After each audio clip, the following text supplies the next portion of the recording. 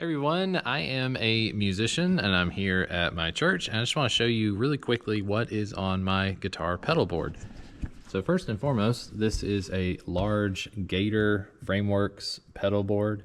It is, I believe, made out of aluminum, and I've got it in the white color. As you can see, it fits several pedals of different sizes. So first and foremost, I'm using the Line 6 Relay G10S. Had a lot of really good results with this. Make sure it's plenty charged as you're using it. I've got it set to the auto setting so it will find whatever channel is suitable for me.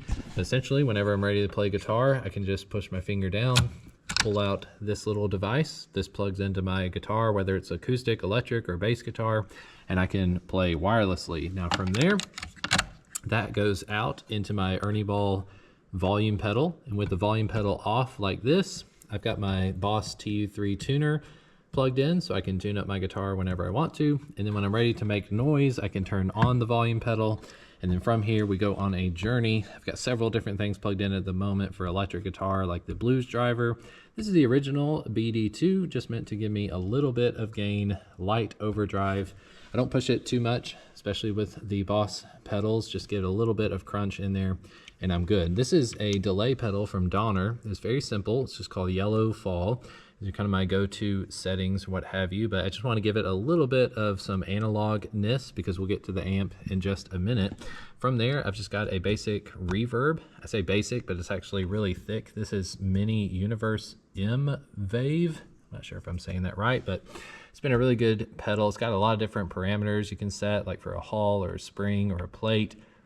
It's like right now I've got it set to the hall setting just to give me some realness, because as you'll notice from there, I'm going into this loop pedal, which I mainly use for the acoustic guitar. This is the Loop Station RC1 from Boss. I really like that it gives you a readout. So as you're looping, you've got this going on. As soon as you stop your loop, you'll see it kind of count down with the LEDs. It's always good to have. You can control the volume of how loud your loop is. I mainly use it for acoustic guitar when I'm playing that with all the other pedals off. Now, this AB switch is basically used whenever I'm playing bass guitar and I need to have a different route because I don't want my bass guitar to go the same way that my acoustic or electric guitar goes. Now, on the bottom of all this, we have this Chox. This is the DC7 power supply. It's not meant to look like a rat's nest, but that's just the way I have things running at the moment. This supplies all the power I need. So basically, I just have this Mogami cable coming out the loop pedal into a DI box there. The DI box, this one is a simple one just from Hosa. I just plug in there and then I go out into the console, which is at the media booth. Now, there is no amp because on the console, which is the Behringer wing rack in the media booth, the Behringer wing rack actually has an amp simulation effect to it. So normally I can control this with my iPad, but I want to show you here on the console. It's got several different amp settings you can use. I believe the one that in particular I've used most recently is the Marshall setting. So here I'll go into my guitar settings.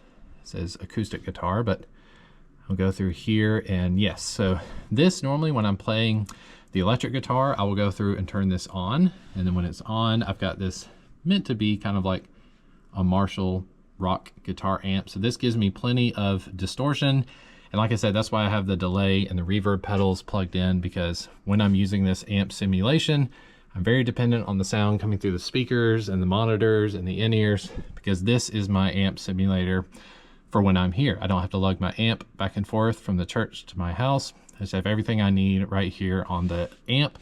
And then when I'm playing acoustic, I simply want to have this turned off, which I can do from the iPad if I need to. So rather elaborate setup, not for everyone, I don't think, but if you happen to have this console at your church or whatever venue you're playing at, it's certainly a very usable amp simulator from the Behringer wing rack. So that is my guitar setup.